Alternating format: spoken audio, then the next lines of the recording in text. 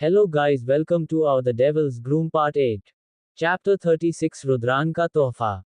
रात का समय था, जब रिवांश आधे घंटे से ज्यादा का समय उस तलवार को अपने हाथ में लेने के लिए गवा चुका था। थक कर अब उसने हार मान ली और घुटनों के बल गिर पड़ा। हौंफते हुए उसने बाकी तीनों को देखना चाहा, तो शूल वहां था ही नहीं।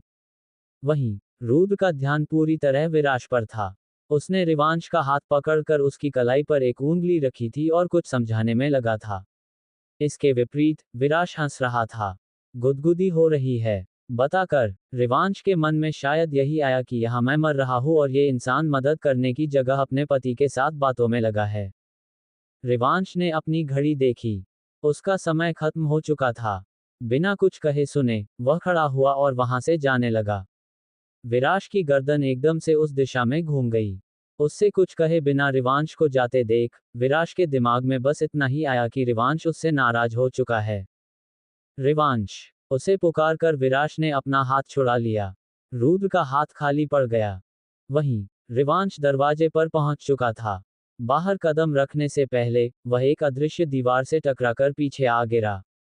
विराश ने मुंह पर हाथ रख लिया। जल्द ही भागकर उसने रिवांश को पकड़ा। क्या हुआ, तुम गिर कैसे गए? रिवांश का पूरा चेहरा पसीने से भीग चुका था। उसने कहा, मैं तो बस पानी पीने जा रहा था। विराश ने 2-3 बार तेजी से पलकें झपका दी। तो तुम नाराज नहीं हो मुझ पर? नाराज? आप पर? क्यों? रिवांश खींचते हुए बोला। उसकी सांसें अभी भी तेज चल रही थीं। आह, मुझे बहुत प्यास लगी है, गला सूख रहा है। यह क्या लगाया है बीच दरवाजे में? रुद्र, यह क्या लगाया है यहाँ? रिवांश को पानी चाहिए, इसे खोलो जल्दी से। विराश खड़े होकर रिवांश की बातें दोहराते हुए नाराजगी से उस अदृश्य दीवार को छूकर बोला।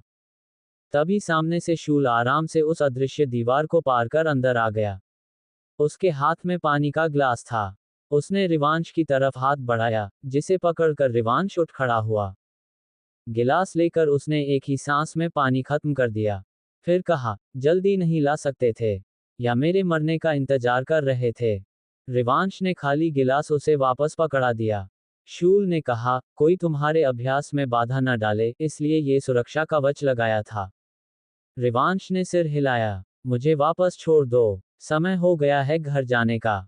इतनी जल्दी? विराश हैरानी से बोला। हाँ, इसी शर्त पर आया हूं। हर रोज 1 घंटा। ना आने से यह ज्यादा बेहतर रहेगा, है ना? रिवांश ने हल्की मुस्कान के साथ कहा। विराश का चेहरा खिल उठा। उसने हाथ उठाकर उसे अंगूठा दिखा दिया। अपने गुरु से अनुमति लो जाने की, शूल ने रुद्रायण की ओर इशारा करते हुए कहा। रिवांश पलटा और हल्के से सिर झुकाकर बोला, मैं कल आऊंगा। अभ्यास करके आना, कमजोर शिष्य। रुद्रायण ने एक चिढ़ाने वाली मुस्कान के साथ कहा। रिवांश का जबड़ा कस गया। फिर जाने से पहले उसने हल्के से विराश का माथा चूम लिया। आप भी अभ्यास पर ध्यान देना, ताकि मुझे आपकी सुरक्षा के लिए किसी पर विश्वास डालने की जरूरत ना पड़े। आप सुनेंगे ना मेरी बात? जैसा तुम कहो, मैं तुम्हारे लिए सब कुछ करूंगा, विराश ने गहरी मुस्कान के साथ कहा। इस मोड़ पर आकर अब रुद्रायण को अपने ही बेटे से जलन होने लगी थी।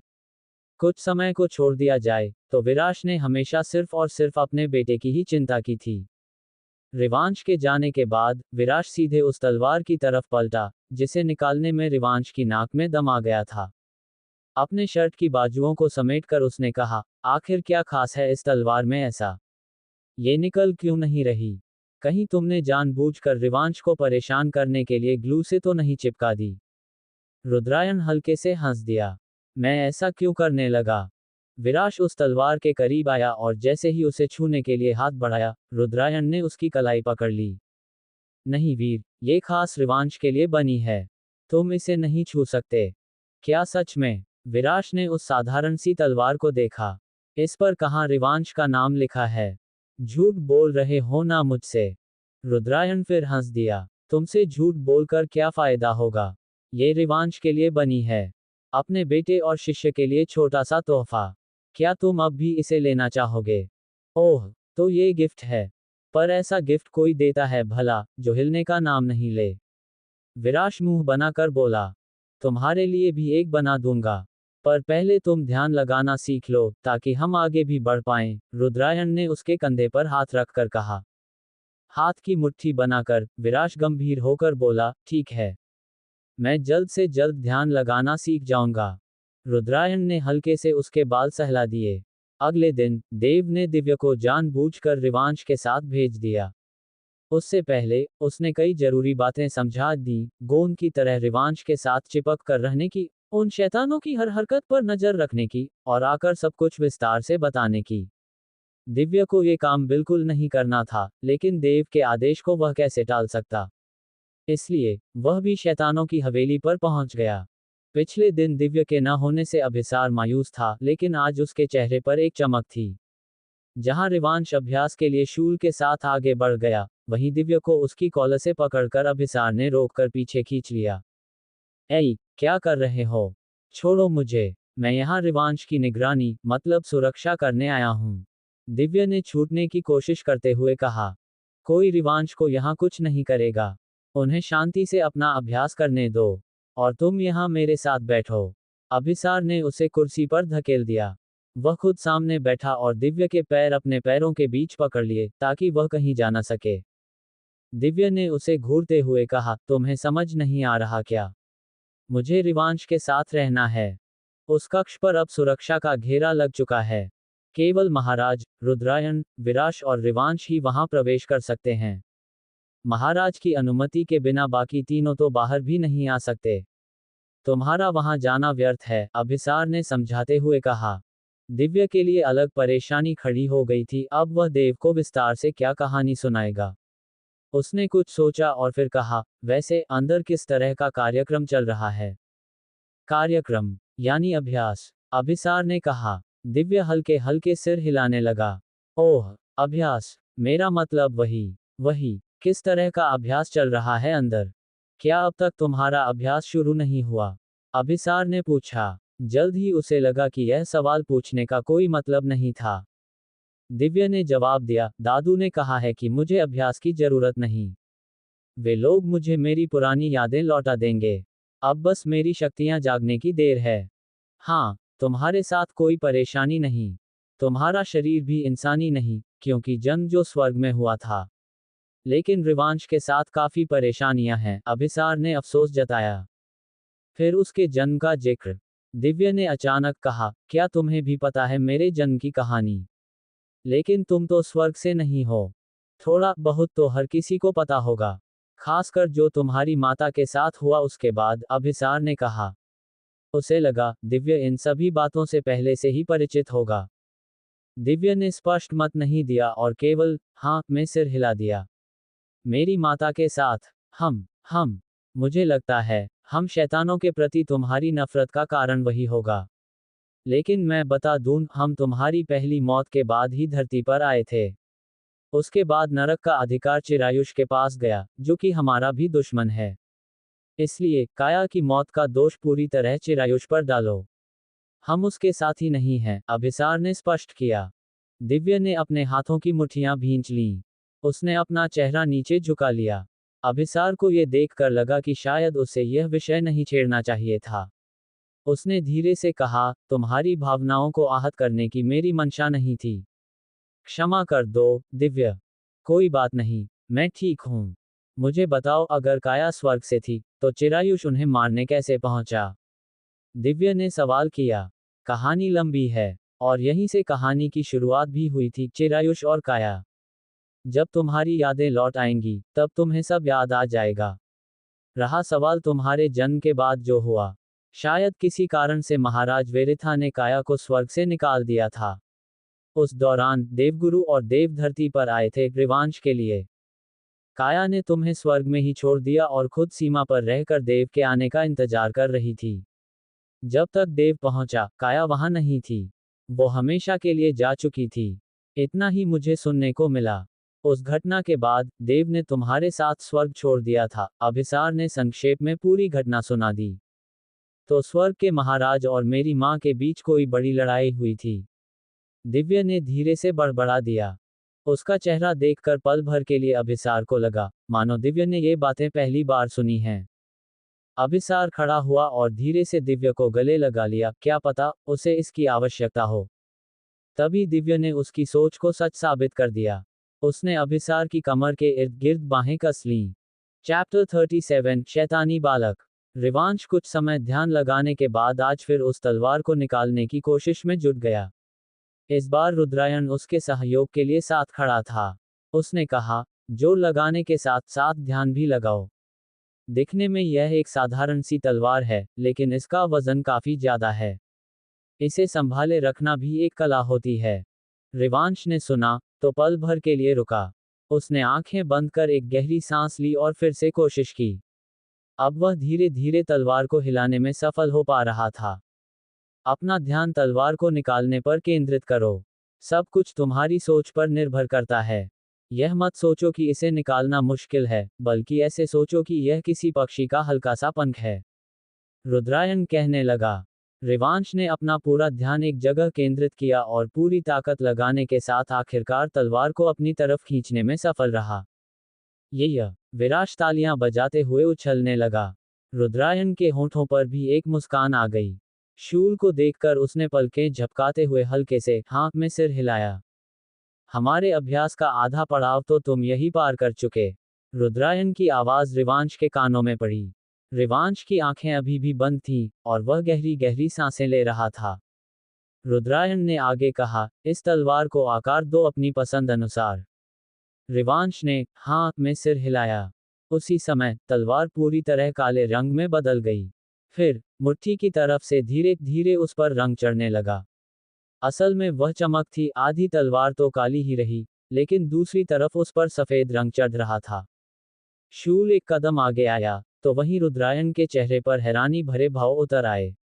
कोई कुछ नहीं बोला, जब तक वह तलवार पूरी नहीं हुई। दो रंगों से मिश्रित वह एक अनोखी तलवार थी। रिवांश ने आंखें खोली और तलवार को ऊपर उठाकर कहा, ये तो शानदार बनी। मेरे तोहफे में तुमने स्वर्ग का रंग क्यों मिलाया? रुद्रायण आंखें छोटी कर बोला, ओह कम ऑन वीक पर्सन, मेरे अंदर दोनों लोगों की शक्तियां हैं। अब बताओ आगे क्या करना है। उसने कहा ही था कि वह तलवार एकदम से गायब होकर उसके दाएं हाथ में समा गई। यह क्या हुआ? विराश ने हैरानी से कहा। जब भी तुम चाहोगे, यह बाहर आएगी और जाएगी। इसका उपयोग करना हम कल सीखेंगे। रिवांश चीजें जल्दी सीखने में माहिर था, लेकिन रुद्रायण ने फिर भी किसी भी चीज में जल्दबाजी नहीं दिखाई। इसका मतलब आज का सेशन पूरा हुआ, पर अभी भी मेरे जाने में काफी समय बचा है। तो क्या करें हम? रिवांश ने कहा। विराश ने उसका हाथ पकड़ लिया और वह सीधे दरवाजे की तरफ भागा। रुद्रायण ने आंखें बड़ी कर लीं। विराश उस अदृश्य दीवार से टकरा जाएगा, ऐसा सोचकर। पर ऐसा होने से पहले ही शूल ने वह दीवार हटा दी।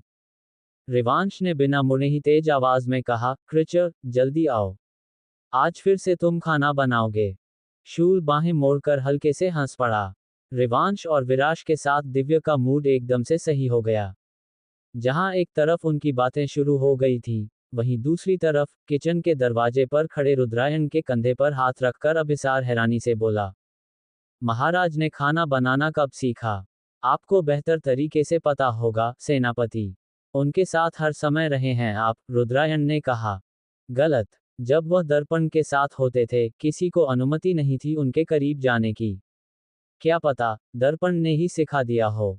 याद है महाराज कितने क्रूर, निर्दयी हुआ करते थे। दर्पण ने उन्हें पूरी तरह बदल दिया, अभिसार ने कहा। और रिवांश तो उन्हें उंगलियों पर नचाता है। मैंने आज तक महाराज को किसी का आदेश हंसकर मानते हुए नहीं देखा था। ये प्रेम भी ना किसी को भी बदल सकता है। रुद्रायण ने सिर हिलाते हुए कहा। अभिसार हल्के से हंस दिया। स्वयं को देख लीजिए। क्या देख लें? महाराज के साथ साथ मेरे प्रेमी को भी वह बच्चा अपनी उंगलियों पर नचा देता है। रुद्रायण मुंह बनाकर बोला। अपने ही पुत्र से इतनी ईर्ष्या ठीक नहीं, रुद्रायण। कहते हुए अभिसार दूसरी तरफ गर्दन घुमाकर हंस दिया। उसकी हंसी का कारण रुद्रायण को तब तक समझ नहीं आया, जब तक उसने रिवांश की घूरती नजरें अपने ऊपर न देख लीं। आंखें मीचकर अपनी बातें रिवांश तक न पहुंचे, इसका इंतजाम करते हुए रुद्रायण ने कहा, इसकी शक्तियों को बांधने के बावजूद ये शक्ति कैसे रह गई, समझ नहीं आ रहा। शैतानी बालकों के कान जन्म से ही तीक्ष्ण होते हैं, अभिसार बोला। शैतानी बालक, ये नाम इसके लिए बिल्कुल सही है। रुद्रायण ने कहा। बातें करना बंद करो, ये सब ले जाओ। शूल ने दोनों को आवाज लगाकर कहा, तो वे सकते में आ गए।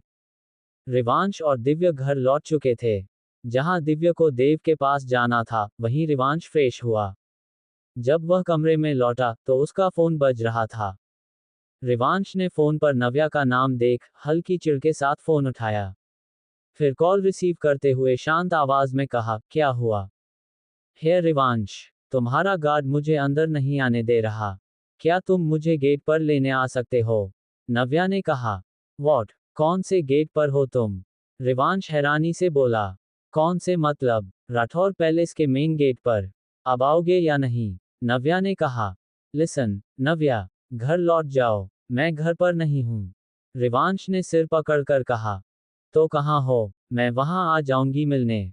नव्या ने कहा। मैं और मेरी फैमिली दिव्य के घर पर हैं, राजपुरोहित भवन।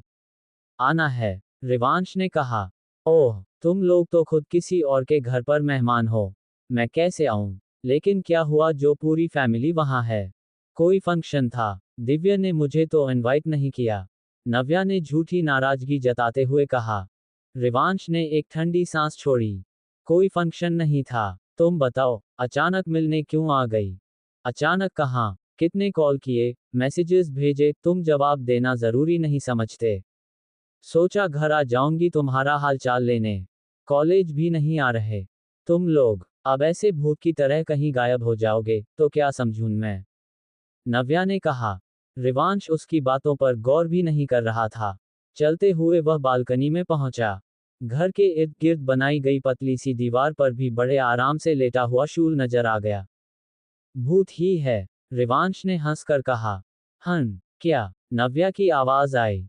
कुछ नहीं, हम सब ठीक हैं। थोड़े दिनों के लिए कॉलेज नहीं आ सकते। घर चली जाओ, बाय, रिवांश ने कहा और कुछ सुने बिना ही फोन काट दिया। हल्की सीटी बजाकर वह बोला, ऐ कृचा, भूत की तरह क्यों लटके हो दीवार से? संभवतः मेरी जरूरत पड़ जाए, सोचकर। किसी तरह की कमजोरी लग रही हो, तो मेरे पास आ जाना। मैं यही हूं, शूल ने आराम से जवाब दिया। रिवांश ने हल्की मुस्कान के साथ कहा, अपने घर चले जाओ। शूल ने एक हाथ आगे कर उंगली दिखाई, मेरा घर तुम हो। पागल हो तुम, रिवांश ने कहा। जाकर कपड़े पहन लो, वरना सच में हो रहा हूं। शूल ने जैसे ही कहा, रिवांश को भान हुआ कि वह सिर्फ तौलिया में ही बाहर आ गया था। उसने आसपास देखा। शूल से ज्यादा कोई और उसे ऐसे न देख ले, इसकी ज्यादा चिंता थी। वह जल्दी से अंदर चला गया। स्टडी रूम में बैठकर देव गंभीरता से बोला, वो रिवांश को अभ्यास करा रहे हैं। हाँ, आप लोग क्यों नहीं करा रहे? दिव्य ने आगे बेमतलब का सवाल पूछ लिया। पहले तो देव ने उसे घूर कर देखा, लेकिन फिर जवाब भी दिया। दादू ने कहा, जब उसकी शक्तियां आ जाएंगी, तब हम अभ्यास शुरू करेंगे। लेकिन ऐसा क्यों? क्या रिवांश को उसकी यादें नहीं लौटाएंगे? दिव्य ने पूछा। न लौटाना ही बेहतर रहेगा। बाकी दादू क्या सोचते और चाहते हैं, इसका मुझे अंदाजा नहीं। पर जहां तक मेरा मानना है, हमें भी रिवांश का अभ्यास शुरू कर देना चाहिए। देव सोच में पड़ गया और उसे जाने का इशारा कर दिया। दिव्य फिर भी रुका रहा। कुछ पल लेकर उसने कहा, भाई, आपसे कुछ पूछना था। देव ने सिर हिलाया। बोलो। बातों बातों में दादू और मेरे बीच मेरी माँ का जिक्र हुआ था। उन्होंने कुछ ठीक से बताया नहीं, सिर्फ ये कि वो स्वर्ग से थी और अब नहीं रही। दिव्य ने कहा। देव का चेहरा फीका पड़ गया। आज पहली बार तुमने ये सवाल किया है। इससे पहले कभी मन नहीं हुआ पूछने का। बहुत बार हुआ, पर रिवांश कहता था कि मैं इसका जिक्र न करूं। हो सकता है मेरी जिज्ञासा आपको तकलीफ पहुंचा दे। पर अब जैसे जैसे अपनी सच्चाई के करीब बढ़ रहा हूं, तो समझ आया, हमारी माँ एक नहीं, हम भाई नहीं, गुरु और शिष्य हैं। दिव्य ने कहा। देव कुछ पल के लिए उसे देखता ही रह गया। मुझे नहीं पता था, मेरा नटखट शिष्य इतना समझदार है। तुम्हारी माँ के बारे में जानना है ना? उसका नाम काया है, देवगुरु की पुत्री और मेरी सबसे अच्छी मित्र। हम एक साथ बड़े हुए हैं। झूठ नहीं कहूंगा, बाल्य अवस्था में मैं उससे विवाह करना चाहता था। दिव्य एक कुर्सी पकड़कर बैठ गया। जब तुम और दर्पण मुझसे दूर हुए, तो मैं पूरी तरह टूट गया था। दर्पण को लेने के लिए कई बार मैंने नरक में प्रवेश करने की कोशिश की। हर बार विफल रहता था। कुछ ऐसा ही प्रयास मैंने नरक के पूर्व सेनापति अभिसार को करते देखा। शैतान होने के कारण वह सफल रहा, और मैंने बस इंतजार किया। जब वह दर्पण की आत्मा को लेकर धरती पर लौटा, तो मैंने उसके कार्य में बाधा नहीं डाली। दर्पण का जन्म हो रहा है, ये बात दोनों लोगों से छुपाए रखने की जरूरत थी। क्योंकि दर्पण के साथ शूल भी लौट आएगा, इस सच्चाई से सभी परिचित थे। पर यह बात कई लोगों को मंजूर ना थी। दर्पण लौट रहा था, तो तुम्हारे लौटने का भी समय आ गया। तब काया सामने आई थी कि वह तुम्हें जन्म देगी। तुम्हारा जन्म रिवांश के जन्म के कुछ दिन पहले हुआ था। जब मैं रिवांश को लेने दादू के साथ गया, तो स्वर्ग में न जाने क्या हुआ। कारण स्पष्ट नहीं था। बस महाराज ने काया को स्वर्ग से निकाल दिया। उसके बाद काया फिर कभी हमें न दिखी। देव के चेहरे पर पछतावा था, जल्दी काया तक न पहुंचने के लिए। आप किसे दोषी मानते हैं? स्वर्ग को या मेरी मां को? दिव्य ने ठंडी आवाज में कहा। मैं काया को दोषी मान ही नहीं सकता। यकीनन स्वर्ग में उसके खिलाफ कोई साजिश हुई। तभी महाराज ने उसे स्वर्ग से निकाल दिया। देव गुस्से में बोला। कौन हो सकता है वो? आपको शक है किसी पर? दिव्य ने कहा। कोई भी हो सकता है। देव ने कहा। हम उसका पता लगाएंगे, भाई। ठीक है ना? दिव्य की आवाज में बदले की आग का एहसास हुआ। देव ने हाँ में सिर हिलाया। कोई चाहे कुछ भी कहे, काया निर्दोष थी। इतना मैं आंख बंद करके बता सकता हूं। उसकी मौत की कीमत चुकानी होगी उन दोषियों को। दिव्य ने उसकी बात पर पलकें झपका दी। चैप्टर 38, हम रिवांश को बचा सकते हैं। कहानी सेलेक्ट होने के चांसेस बहुत कम लग रहे हैं। अगर यहाँ डालना बंद किया तो सबको पता है कहाँ आएगी। व्हाट्सएप चैनल ज्वाइन करके रखो। आगे की अपडेट वहां मिल जाएगी। सुबह की धूप में देवगुरु बगीचे में बैठकर ध्यान लगा रहे थे। जिम से दौड़कर निकला दिव्य सीधे उनकी बगल में जाकर घास पर लेट गया। गुड मॉर्निंग, नानू। देवगुरु ने आंखें खोलकर उसे हैरानी से देखा। क्या कहा? दिव्य ने टेढ़ी मुस्कान के साथ कहा, आप नहीं बताओगे तो कोई नहीं बताएगा, ऐसा लगा। वैसे मुझे इंसान बनाकर इंसान की तरह रखते समय ये क्यों सोचा कि मैं आपको नानू बुलाऊंगा, दादू नहीं। देवगुरु ने आंखें घुमा लीं और जवाब दिया, तुमने खुद ही टीवी में देखकर बोलना शुरू किया था। सिखाने या बताने की जरूरत नहीं पड़ी। आप सुधार सकते थे। दिव्य ने कहा। मैंने ठेका ले रखा है पूरी दुनिया को सुधारने का। देवगुरु ने कहा। हे नानू, भाई का गुस्सा मुझ पर क्यों उतार रहे हो? और ऐसा भी क्या हुआ आप दोनों के बीच जो अब तक नाराजगी खत्म होने का नाम नहीं ले रही? दिव्य ने उनकी गोद में सिर रखने की कोशिश की। देवगुरु ने उसे दूर धकेलने की कोशिश करते हुए कहा, ब्रह्म मुहूर्त में नहाया हूं, दूर रहो मुझसे, अशुद्ध लड़के। दिव्य ने मुंह बिगाड़ लिया और जबरदस्ती उनकी गोद में सिर रखने के लिए जगह बना ली। मैं आपका इकलौता पोता हूं, आप मुझे दूर नहीं झटक सकते। देवगुरु ने एक ठंडी सांस छोड़ी और बात बदलते हुए कहा, अपने शरीर में कोई बदलाव महसूस हुआ? दिव्य ने हाँ में सिर हिलाया। रिवांश को जब मैं राठौर पैलेस ले गया था, वहां लड़ाई चल रही थी। शूल और वो कोई चिरायुष है ना, उनके बीच। एक दूसरे आदमी ने उनके सेनापति पर हमला करने की कोशिश की। कहते हुए उसने अपने हाथ को देखा। पता नहीं मुझे क्या हुआ, और यहां से कुछ सफेद निकला उसे बचाने के लिए। दोबारा जब कोशिश की, तो ऐसा नहीं हो पाया। हम धीरे धीरे वो जाग रही है। जिम की जगह सुबह शाम ध्यान लगाया करो, वो तुम्हें ज्यादा फायदा देगा। देवगुरु ने कहा। दिव्य ने सिर हिलाकर कहा, एक सवाल पूछना था, पूछ सकता हूँ?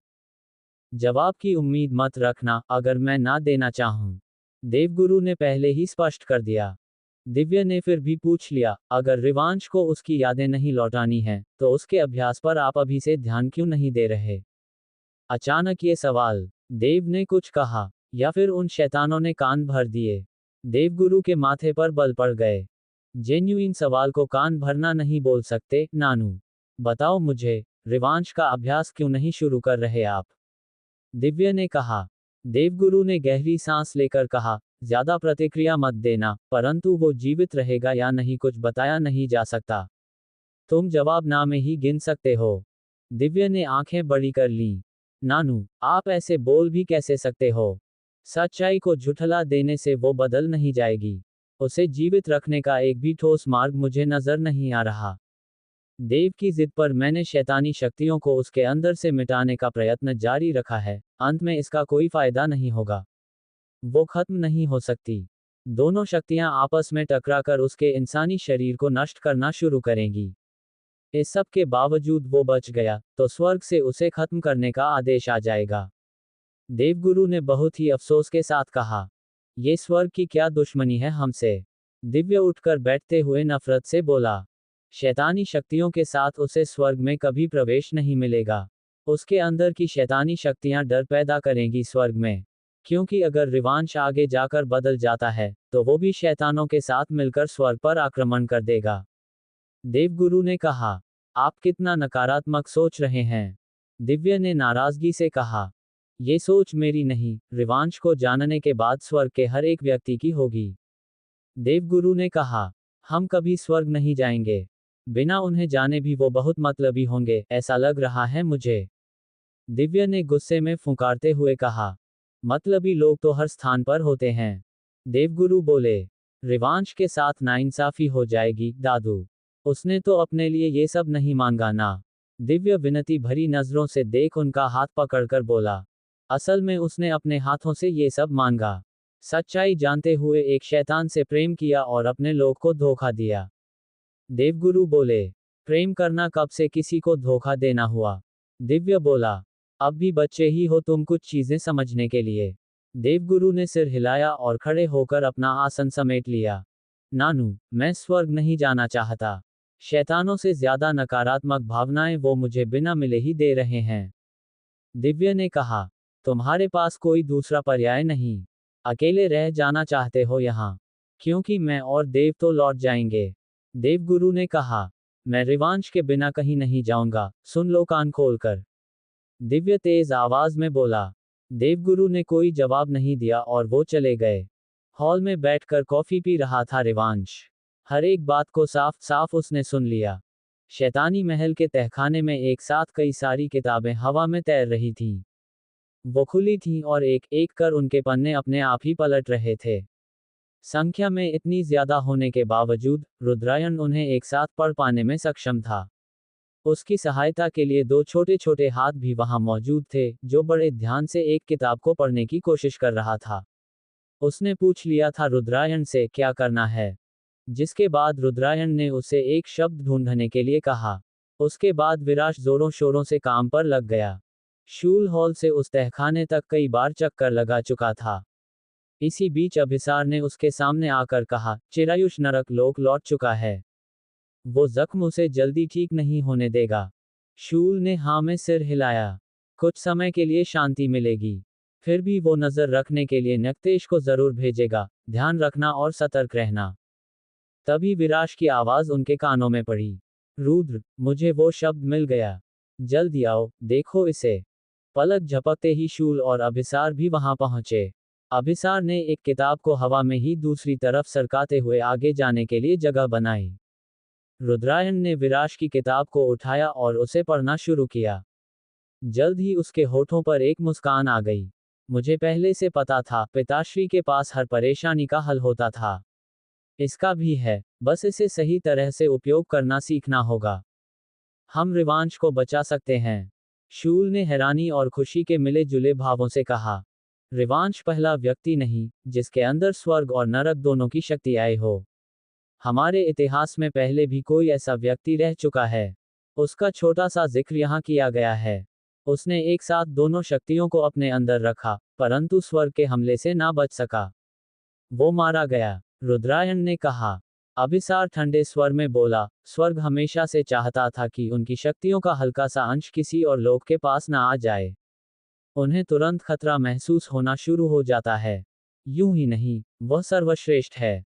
आप मार्ग खोजिए। इस परेशानी से निकले तो आगे की हर परेशानी का सामना कर लेंगे। शूल ने राहत भरी आवाज में कहा। चैप्टर 39 मुर्दा शरीर घोटकर बनाई दवा। रुद्रायण द्वारा छोड़ी गई एक शक्ति के वार को रिवांश ने अपनी तलवार अड़ाकर रोक लिया। पर उसके तुरंत बाद आइतिन से 4 शक्तियों के गोले को एक साथ आता देख वो हक्का बक्का रह गया। अपनी जगह जमकर उसने कोई प्रहार नहीं किया। मजबूरन शूल को हाथ दिखाकर वह शक्तियों के गोले बीच में रोक देने पड़े। रुद्रायण ने अफसोस जताकर कहा, विश्वास नहीं हो रहा मेरा पहला ही शिष्य इतना कमजोर और बेवकूफ निकलेगा। आखिर ध्यान कहाँ है तुम्हारा? नजर रखो और अपना हाथ हवा की गति से चलाओ। उनके पहुंचने से पहले तक का समय होगा तुम्हारे पास, वरना जख्मी होने के लिए तैयार रहना। इस बार महाराज सहायता नहीं करेंगे। रिवांश ने एक गहरी सांस भर ली। रुद्रायण के बेवकूफ बोले जाने पर भी उसने पलट कर जवाब नहीं दिया और तैयार हुआ अगले वार का सामना करने के लिए। रुद्रायण ने फिर से वही वार अपनाया जो पहले किया। एक शक्ति को रिवांश ने तलवार अड़ाकर रोक दिया और उसके बाद आने वाली शक्तियों का सामना करने के लिए एक कदम पीछे हट गया। एकदम से ही उसने तलवार को कुछ इस तरह घुमाया कि एक ही बार में उन गोलों को रोक दिया जाए। तलवार से अड़कर वो गोले अलग अलग दिशा में जाकर गिरने लगे। एक सीधे विराश भी तरफ चला गया, जो आज गंभीरता से ध्यान लगाए बैठा था। रिवांश ने आंखें बड़ी कर ली, पर वो गोला विराश से टकरा जाता उससे पहले ही एक पारदर्शी कवच से वो टकराकर खत्म हुआ। चिंता मत करो, हमारी आवाज भी उस तक नहीं पहुंच सकती। खुद पर ध्यान लगाओ तुम। इस बार मैं दुगुनी ताकत से वार करूंगा, रुद्रायण ने कहा। शूल ने अपने कदम पीछे कर लिए। वो विराश के पास जाकर खड़ा हुआ। रिवांश भी तलवार ऊपर उठाकर फिर से तैयार हो गया। तहखाने से आ रही तेज आवाजों के कारण पूरे महल में कंपन हो रहा था। दिव्य शांति से अंदर बैठने को तैयार नहीं था, कब महल की छत सर पर गिर जाए सोचकर। इसलिए वो बहाना बनाकर अभिसार के साथ बाहर आ गया। काले गुलाब और उन पर मंडराते जुगनू, नजारा सच में किसी अजूबे सा था। दिव्य ने कहा, मुझे एक बात बताओ, क्या तुम लोग रिवांश को बचाने का कोई रास्ता ढूंढ भी रहे हो या बस अभ्यास शुरू कर दिया? अभिसार ने बिल्कुल नहीं बताया, उन्होंने रास्ता खोज लिया है। क्योंकि दिव्य जाकर सब कुछ बता देता इसका अंदाजा अभिसार को था। उसने कहा, समय आने पर रास्ता भी नजर आ जाएगा। पागल हो क्या? समय आने पर कहाँ से रास्ता नजर आएगा? वहां नानू कुछ नहीं कर रहे, तुम लोग भी बात को हवा में उड़ा रहे। आखिर रिवांश की परवाह किसी को है या नहीं? वो मरने वाला है, दिव्य ने गुस्सा करते हुए तेज आवाज में कहा। अभिसार मुस्कुरा उठा। हल्के से दिव्य की नाक को छूकर उसने कहा, तुम हो ना चिंता करने के लिए, कोई करे ना करे। दिव्य ने उसका हाथ झटक दिया, तुमसे कुछ कहना ही गुनाह है। बेकार सेनापति, मैं कहूंगा शूल महाराज से तुम्हें अपने पद से निकाल दे। अभिसार हंसने लगा, जरूर, पद खाली होने के बाद तुम उस पर अतिक्रमण कर लेना, फिर मुझे कोई आपत्ति नहीं होगी। मैं कहा शैतान हूँ? दिव्य की आवाज धीमी पड़ गई। उसे यहाँ से सीधे स्वर्ग जाना होगा सोचकर ही अजीब लग रहा था। स्वर्ग वालों को शैतानों से आपत्ति है, हम नरकवासी तो स्वर्गवासियों से बहुत प्रेम करते हैं। अभिसार ने बात को गोल गोल घुमाकर कहा। बकवास मत करो, दिव्य ने मुंह बिगाड़ लिया। तो स्वर्ग जाकर मुझे भूल जाओगे या कभी कभार मिलने भी आओगे, भले ही गुस्सा निकालने के लिए या किसी तरह का बदला लेने के लिए सामना कर लोगे। अभिसार ने हल्की मुस्कान के साथ कहा। बदला लेने के लिए? किस बात का? दिव्य के माथे पर बल पड़ गए। अभिसार ने कंधे उचका दिए, होंगी कुछ पुरानी बातें जो याद आने पर तुम्हारे मन में बदला लेने का ख्याल आए। मतलब तुमने मेरे साथ कुछ किया था? दिव्य उसे घूरकर बोला। अभिसार चौंक उठा। जल्दी से ना में हाथ और गर्दन एक साथ हिलाते हुए उसने कहा, मैंने कभी तुम्हारे साथ कुछ भी नहीं किया, लेकिन अभी बताने से बेहतर है इंतजार करूंगा तुम्हें सब याद आने का, फिर खुद को निर्दोष भी साबित करना है तुम्हारी नजरों में। दिव्य ने आंखें छोटी कर शक की निगाहों से उसे देखा। उंगली हिलाकर वो बोला, तुमने पक्का कुछ किया है और मैं पागल तुम्हारे आसपास बिना पास्ट को जाने लापरवाह सा घूम रहा हूँ। क्या पता तुम्हारे मन में क्या चल रहा हो। अभिसार ने आंखें बड़ी कर ली, नहीं नहीं, ऐसा कुछ भी नहीं है, तुम शक करना बंद कर दो। 10 कदम की दूरी पर रहना तुम मुझसे, चौकन्ना रहना होगा मुझे तुम्हारे आसपास। कहते हुए दिव्य एक कदम पीछे होकर खुद में सिमट गया। अभिसार ने एक ठंडी सांस छोड़ी, केवल नजरों के इशारे से ही दिव्य उसकी तरफ झटके से खींचा चला आया। वो अभिसार के सिने से आकर टकरा गया। उसकी कमर के इर्द गिर्द बाहें लपेटकर अभिसार शांति से बोला, किसी दिन कम बातें करोगे तो कुछ बिगड़ जाएगा। दिव्य ने अपना हाथ आगे कर उसके चेहरे पर रखा और उसे पीछे कर दिया। तुम अपना सड़ा हुआ मुंह लेकर कहीं चले जाओगे तो कुछ बिगड़ जाएगा। दिव्य तुम बहुत बदतमीज हो। दूसरा जन्म लेकर आए हो तो सोचो मैं तुमसे उम्र में कितना ज्यादा बड़ा हूँ। अभिसार ने चेहरा झटक कर उसका हाथ हटा दिया। पल भर के लिए दिव्य भी शांत हो गया। पर अचानक ही कहा, मुझे क्या अगर तुम कितने भी उम्र में बड़े हो बाबा आदम। अभिसार ने आंखें मीच ली। दिव्य से बातों में जितना आसान नहीं था। तभी दिव्य ने कहा, मुझे छोड़ने का क्या लोगे? वरना मैं तुम्हारा चेहरा भी शूल महाराज की तरह गायब कर दूंगा। भूलो मत मेरे अंदर भी शक्तियां है। ओह मैं तो डर ही गया। अभिसार ने कहा, लेकिन छोड़ दिया दिव्य को। उनकी इतनी करीबी से वो खुद ही थोड़ा असहज हो चुका था। दिव्य चौड़ में आ गया। उसे सच में लगा अभिसार ने डरकर उसे छोड़ दिया। सीना तान कर खड़ा होते हुए वो बोला, मैं बस एक बार वार्निंग देता हूँ। जब तक मुझे सब याद नहीं आ जाता दूर ही रहना। फिर आराम से देखेंगे तुमने क्या किया था। कुछ बुरा किया होगा ना तो ढूंढ कर निकालूंगा तुम्हें कहीं से भी और जमीन में गाड़ दूंगा। अभिसार ने उसे घुरा तो दिव्य ने गला खराश दिया। जल्द ही एहसास हुआ वो ज्यादा बोल गया भावनाओं में बहकर। बस, I need a break. Rivansh ने तलवार की नोक जमीन पर टिकाए और हल्का सा झुककर हांफने लगा। वो पसीने से भीग चुका था। कमजोर कहीं के, कितनी जल्दी थक जाते हो। अभ्यास से ज्यादा तो तुमने आराम के लिए समय मांग लिया। रुद्र ने तंज भरे लहजे में कहा। रिवांश का जबड़ा कस गया। उसने भी तंज भरे लहजे में कहा, मैं इतना तो कमजोर बिल्कुल नहीं हूं कि ये महल नहीं छोड़ सकता। दोनों ठंडी नजरों से एक दूसरे को घूरने लगे। इस बीच विराश ने आंखें खोल दी। उसका चेहरा चांद की तरह चमक रहा था। आंखें काफी शांत थी। ध्यान लगाने का असर नजर आ रहा था। आसन छोड़कर वो हाथ पैर सीधे करने लगा। काफी समय के लिए वो एक ही जगह बैठा रहा था। उसने रिवांश को देखा, तुम्हारा अभ्यास पूरा हुआ। ओह तुम तो बहुत थक गए हो। बस आपको ही मेरी चिंता है पापा। वना ये दोनों कृत्य। रिवांश ने कहते हुए शूल को भी देखा, तुम चेहरा फेरने की जगह यहां से बाहर ही क्यों नहीं निकल जाते दोगले शैतान। अचानक ही रुद्रायण ने उस पर हमला किया, बिना उसे खबर किए। रिवांश की छठी इंद्रिय तुरंत प्रतिक्रिया दे गई। घुटनों के बल गिरकर उसने अपनी तलवार को बीच में अड़ा दिया। विराश आंखें बंद कर जोर से चीख पड़ा। किसी सूखे पत्ते की तरह वो कांपने लगा। जब उसने आंखें खोली तो उनमें तुरंत ही नमी उतर आई। ठीक है, आज की शिक्षा तुमने पूरी कर ली। कल मुझे इसी पर समय जाया करने की जरूरत नहीं पड़ेगी। रुद्रायण ने पुष्टि करने के लिए आखिरी वार किया था। रिवांश की तलवार उसके हाथ में समा गई और वो जमीन पर गिरकर लंबी लंबी सांसें लेने लगा। इस बीच विराश का चेहरा गुस्से में लाल हो गया था। रुद्रायण ने उसके पास आकर कहा, मुझे पता है तुम्हें रिवांश की बहुत परवाह है। परंतु उसे ये शिक्षा बिना किसी पक्षपात के पूरी करने दो। विराश ने उसे पीछे धकेल दिया, तुम्हें किसने ये हक दिया उसे चोट पहुंचने का? अगर अगली बार ऐसे किया तो मुझसे बुरा कोई नहीं होगा। अब की बार रिवांश ने देखकर अनदेखा कर दिया। बड़ा मजा आया उसे ये देख। रुद्रायण सही कह रहे हैं। हम सबको ही रिवांश की परवाह है। परंतु छोटी छोटी बातों पर बीच में पड़ना। शूल कह ही रहा था कि विराश ने हाथ दिखा दिया। उसकी बात बीच में काटते हुए विराश बोला, तुम तो कुछ कहो ही मत। किसी को मेरे रिवांश की चिंता नहीं है।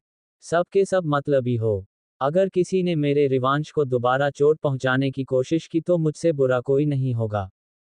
रिवांश मुस्कुरा पड़ा। उठकर उसने विराश की गर्दन में बाजू डालकर पीछे से गले लगा लिया, कोई बात नहीं पापा। कम से कम मैं इस कमजोर इंसान से ज्यादा लायक हो जाऊंगा आपकी रक्षा के लिए। तुम, रुद्रायण ने गुस्से में एक कदम आगे बढ़ाकर कहा। खबरदार, विराश ने उंगली दिखाकर रुद्रायण को वही रोक दिया। उसके पीछे खड़ा रिवांश कुटिलता से मुस्कुरा दिया। अब उसे ज्यादा मजा आ रहा था रुद्रायण को परेशान करने में। रुद्रायण भी कम नहीं था इस मामले में। बस उसे मौका मिलने की देर थी। जाने से पहले रुद्रायण ने रिवांश को फिर से तहखाने में बुलाया और कुछ लेने के लिए एक मेज के पास चला गया। शूल और रिवांश इंतजार कर रहे थे। जल्द ही रुद्रायण एक हरे रंग की शीशी लेकर आया जो चमक रही थी। रिवांश को वो शुरू देते हुए रुद्रायण ने कहा, दिन में एक समय इसे लेना शुरू करते हैं।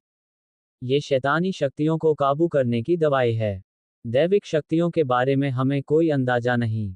इसलिए हम अपनी शक्तियों पर ही काम करेंगे, ताकि समय आने पर आसानी से इसे शरीर से बाहर निकाला जा सके। साथ साथ ये दूसरी शक्ति को भी कमजोर कर देगा अगर ज्यादा मात्रा में लिया जाए। इससे तुम्हारा इंसानी शरीर सुरक्षित रहेगा एकदम से जागने वाली शक्तियों के झटके से। क्या अभी पीना होगा? रिवांश ने पूछा तो रुद्रायण ने हाँ में सर हिला दिया। इस बोतल को वो अपने साथ राजपुरोहित भवन में नहीं ले जा पाता। रिवांश ने कोई सवाल किए बिना उसे खोला और एक ही सांस में गटक लिया। ये हैरानी भरा था कि उसने कोई सवाल नहीं किया। एऊ, अजीब सा मुंह बनाकर रिवांश ने कहा, क्या था ये? आखिर किस चीज से बना था? ज्यादा कुछ नहीं, 2-3 मुर्दा शरीर घोटकर बनाया था। रुद्रायण ने बड़े ही आराम से कहा। रिवांश ने उल्टी निकालते हुए मुंह पर हाथ रख लिया तो रुद्रायण हंस पड़ा। उसकी हंसी से समझ आया वो मजाक कर रहा था। मुझसे झूठ बोलने की हिम्मत भी कैसे की? रिवांश चिढ़कर बोला। ठीक है, अब तुम जा सकते हो, रुद्रायण ने हाथ हिलाकर उसे भगाते हुए कहा। रिवांश का जबड़ा कस गया। नजरों से ही मानो वो चेतावनी देने लगा बाद में देख लेने की। तभी शूल ने उसका हाथ थाम लिया, अपनी चिंताएं घर छोड़कर आया करो। आज तुम्हारा ध्यान अभ्यास में बिल्कुल नहीं था। कुछ चल रहा है दिमाग में तो हमारे साथ साझा करो। रिवांश ने ना में सर हिलाया, कुछ खास नहीं है। क्योंकि फर्क ही नहीं पड़ता अब। मतलब? शूल ने सवाल किया। कुछ नहीं, चलो, बहुत देर हो चुकी है। मुझे घर जाकर डांट नहीं खानी किसी की। दूसरे पेरेंट्स को भी समय देना पड़ता है, रिवांश ने कहा तो शूल ने आगे कुछ नहीं पूछा। चैप्टर 40 स्वामी शूल। समय पंख लगाकर उड़ान भरने लगा। इस बीच सभी अनजान थे इस बात से कि शूल के अलावा भी कोई अपनी पैनी नजरें राजपुरोहित भवन पर लगाए बैठा था। अंदर पिछले 24 घंटों से दिव्य बेहोश था। हालांकि बीच बीच में होश आ जाता, पर चंद सेकंड्स के लिए। उसकी दर्द भरी कराह से कमरा हर पल गूंज रहा था। देवगुरु लगातार उसके साथ बने रहे। उनके अलावा देव भी अंदर नहीं जा सकता था, जब तक देवगुरु खुद उसे न बुला लें। रिवांश आज भी बेमन से शैतानी हवेली पहुंचा था। उसने अभ्यास तो शुरू किया, लेकिन जल्द ही उसका मन उब गया। रुद्रायण ने उसकी हालत को नजरअंदाज नहीं किया, क्योंकि जिस पड़ाव पर वो अब पहुंचे थे, रिवांश का हल्का सा ध्यान हट जाना भी उसे काफी ज्यादा जख्मी कर देता। अभ्यास बंद कर रुद्रायण ने उसे एक शीशी थमा दी, अपनी औषधि ले लो। रिवांश का मुंह हर रोज की तरह बिगड़ गया, तो रुद्रायण ने कहा, बस कुछ समय बाकी है अमावस के लिए, उसके बाद कोई तुम्हें मजबूर नहीं करेगा इसे लेने के लिए। मेरा जन्मदिन अमावस को नहीं है, फिर उसी दिन मेरी शक्तियां क्यों जागेंगी? रिवांश ने पूछा। रुद्रायण ने मुस्कुरा कर कहा, हमारा गणित अमावस पर ही चलता है, तुम्हारी शक्तियां उसी दिन जागेंगी। रिवांश ने आगे कुछ कहे बिना अपनी दवाई पी ली। नई नई मिली तलवार के साथ विराश एक तरफ अभ्यास कर रहा था।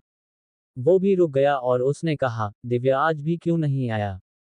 उसकी तबीयत ठीक नहीं है, रिवांश हल्की निराशा के साथ बोला। उसे तो दिव्य के करीब जाने का भी मौका नहीं मिल रहा था। उसकी शक्तियां जाग रही हैं। कुछ दिनों से उसके करीब जाने पर बदलाव का पता चल रहा था। चिंता की बात नहीं है, जल्द ही वो ठीक हो जाएगा, रुद्रायण ने कहा। रिवांश ने हल्के से सर हिलाया, फिर उसकी नजरें शूल को ढूंढने लगीं। बिना कहे भी रुद्रायण ने पहचान लिया और कहा, महाराज छत पर मिलेंगे। रिवांश ने गर्दन का पिछला हिस्सा हल्के से सहलाकर अपने कदम पीछे लेते हुए कहा, पापा, मैं आता हूं। कहाँ आते हो? विराश नासमझी से बोला। मैं वॉशरूम होकर आता हूं, रिवांश बहाना बनाते हुए बोला, तो विराश ने मुस्कुराकर उसे जाने की अनुमति दे दी। रिवांश के जाते ही, अभ्यास का बहाना बनाकर रुद्रायण फिर उसके करीब पहुंच गया। मासूम विराश उसकी चालबाजी समझ नहीं पाता था। शूल को ढूंढते हुए रिवांश हवेली की छत पर पहुंचा। ठंडी हवा का झोंका उसे छूकर कहाँ गुजरा और वो बुरी तरह सिहर उठा। शहर से ज्यादा ठंड का एहसास होता था इस जगह। शूल छत के किनारे बनी पत्थरों की छोटी सी दीवार पर शांति से खड़ा था। तुम जमीन पर नहीं रह सकते क्या? जब देखो कहीं न कहीं लटके खड़े नजर आते हो। रिवांश उसके करीब जाकर सामने का नजारा देखने की कोशिश करते हुए बोला, लेकिन चारों तरफ सिर्फ अंधेरा था। रिवांश का मुंह बन गया। वही शूल ने उसकी ओर हाथ बढ़ाया, मजा आता है, आकर देखो। रिवांश ने एक पल के लिए सोचा, फिर एकदम से उसका हाथ थाम लिया। बड़े ही आराम से शूल ने उसे अपनी तरफ खींच लिया। उसके सहारे रिवांश किनारे बनी उस पतली दीवार पर खड़ा हो गया। अंधेरे में भी अंदाजा लगाया जा सकता था इस समय वो ऊंचाई पर खड़ा था। शूल का हाथ छोड़ बाजू कसकर पकड़ लेते हुए रिवांश ने कहा, यहाँ मस्ती मजाक करने की कोशिश और मैं सीधे जान से जाऊंगा, समझ गए? शांति से खड़े रहना। शूल की हंसी छूट गई। उसने रिवांश को कमर से पकड़कर अपने सामने खींच लिया। रिवांश की आंखें फैल गईं। उसके पैर अब हवा में झूल रहे थे। पागल हो गए हो क्या, कृच? मैं गिर जाऊंगा। रिवांश ने उसके कंधों को कसकर मुट्ठियों में भींच लेते हुए कहा, मैं तुम्हें कभी गिरने नहीं दूंगा। डर तो तुम्हारे अंदर होना ही नहीं चाहिए। नरक के स्वामी के हृदय के स्वामी हो तुम। शूल ने कहा, अपने हवाई महल किसी और समय बनाना, एक्स नरक के स्वामी। रिवांश हल्के से नीचे झांक कर कहा, फिर तुरंत सामने देख आंखें मीच ली। नीचे अंधेरा, सामने भी अंधेरा, मेरी जिंदगी ब्लैक होल हो चुकी है। शूल की सांसें उसके चेहरे पर पड़ने लगी। बस इस अमावस तक फिर मेरा चेहरा देखने के लिए बनी तुम्हारी बेताबी को मिटा दूंगा। रिवांश अपनी जगह जम गया, उसकी धड़कनें तेज होने लगीं। उसने कसकर शूल के कंधे पकड़ लिए, तुम मुझे नीचे रखो। कभी आसमान की सैर की है? शूल ने अचानक ही सवाल किया। रिवांश हैरान रह गया। इंसान कब से उड़ने लगे जो शूल ने ऐसा बेवकूफ़ी भरा सवाल किया। शूल ने उसके कान के बिल्कुल करीब जाकर कहा, करना चाहोगे? कोई ऐसी जगह जहां जाने का तुम्हारा मन हो। मैं तुम्हें कहीं भी ले जा सकता हूं। आधा घंटा, रिवांश ने खोटी आवाज में कहा। हनन, शूल नासमझी से बोला। सिर्फ आधा घंटा है हमारे पास। रिवांश ने कहकर अपनी सहमति दर्शाई थी उसके साथ जाने के लिए। शूल हल्के से हंस पड़ा। अगले ही पल रिवांश ने महसूस किया वो बिना किसी सहारे के महल से दूर आसमान की तरफ जा रहे थे। उसके पेट में तितलियां उड़ने लगीं। गर्दन घुमाकर उसने चारों तरफ देखा। जंगल के अलावा अब चारों तरफ कहीं दूर शहर की रोशनी चमकती दिखने लगी थी। रिवांश के होठों पर बड़ी सी मुस्कान खिल गई। तुमने मुझे पहले कभी नहीं पूछा आसमान की सैर करने के लिए। अभी तक तो तुम्हें मुझ पर ठीक से विश्वास भी नहीं हुआ। पहले की बात करें तो तुम्हें मेरी आवाज सुनना भी पसंद नहीं था, ऐसे में चलते मेरे साथ। शूल ने व्यंग्य से कहा। रिवांश का मुंह बनकर रह गया। सही कहा, कभी नहीं चलता। तुम्हारा क्या भरोसा, आसमान में ले जाकर मुझे नीचे फेंक दिया तो? उसने कहा ही था कि शूल ने झटके से उसे छोड़ा। रिवांश चीखने वाला था, लेकिन जल्द ही शूल ने उसे पकड़कर अपने काफी ज्यादा करीब खींच लिया। दोनों का माथा आपस में जुड़ गया। रिवांश की सांसें तेज हो गई थीं। दांत पीस कर वो बोला, नालायक कहीं के, सच में छोड़ देने वाले थे। अब तुम मेरे बारे में ऐसा ही तो सोचते हो। फिर उम्मीद कैसे कर रहे हो न छोड़ने की? मैंने भी दोबारा से पकड़कर तुम्हें गलत साबित कर दिया। शूल ने लापरवाही से कहा। रिवांश उसके सहारे आसमान में था, फिर भी एक मुक्का उसने शूल के कंधे पर जड़ दिया। तुम्हारा सच में कोई भरोसा नहीं, मुझे वापस महल ले जाकर छोड़ दो। आधा घंटा, उतना समय है अभी हमारे पास। शूल ने हंसकर कहा और तभी रिवांश के शरीर को एक झटका लगा।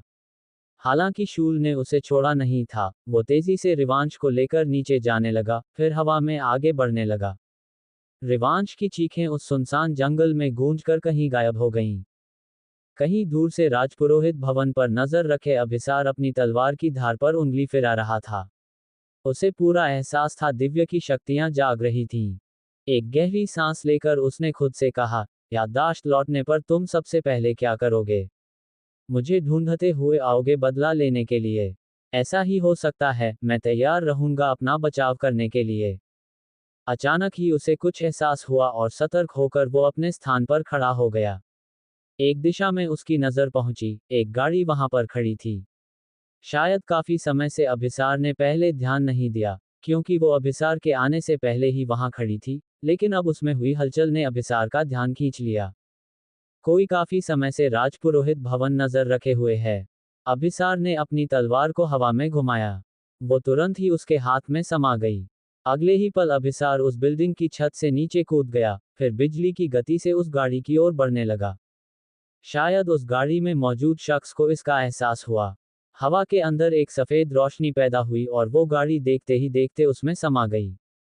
अभिसार के कदम उस जगह पर जाकर ठिठक गए जहां गाड़ी खड़ी थी। उसने चारी तरफ देखा। पहले की तरह शांति वहां बनी थी, लेकिन एक बात जिसने अभिसार को काफी विचलित कर दिया, आखिर कौन था स्वर्ग से जो इन लोगों पर नजर रखे हुए है? इसका भाग जाना, मेरा यहाँ होना कहीं कोई मुसीबत न पैदा कर दे दिव्य और रिवांश के लिए। अभिसार परेशान हो गया। जैसे ही वो पलटा, देव उसके सामने था। अभिसार को ठंडी नजरों से देख उसने सवाल किया, तुम्हारे यहाँ होने का क्या मतलब समझूं मैं, सेनापति अभिसार? मेरा विश्वास करो, मैंने अभी अभी यहाँ किसी को देखा और उसने जाते समय स्वर्ग से होने के संकेत दिए। अभिसार ने कहा। देव के चेहरे के भाव बदल गए।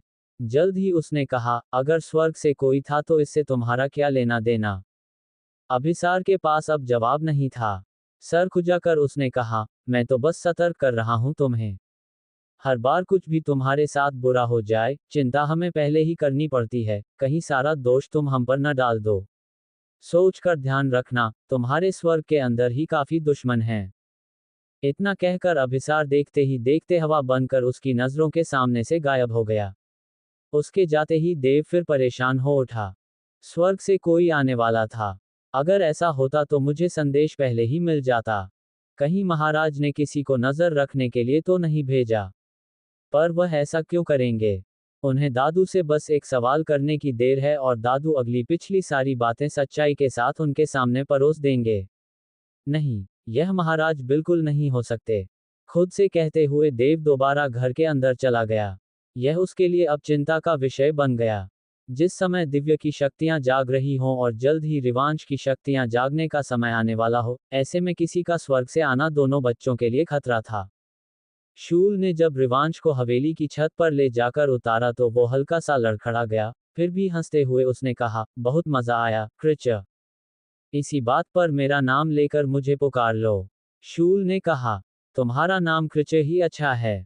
रिवांश ने आंखें तरेर कर कहा, तुम्हारा रखा हुआ नाम मुझे बुरा भी नहीं लगेगा, लेकिन पुकार कर देख लो, क्या पता क्रिच से ज्यादा शूल नाम ज्यादा आसान लगे कहने के लिए।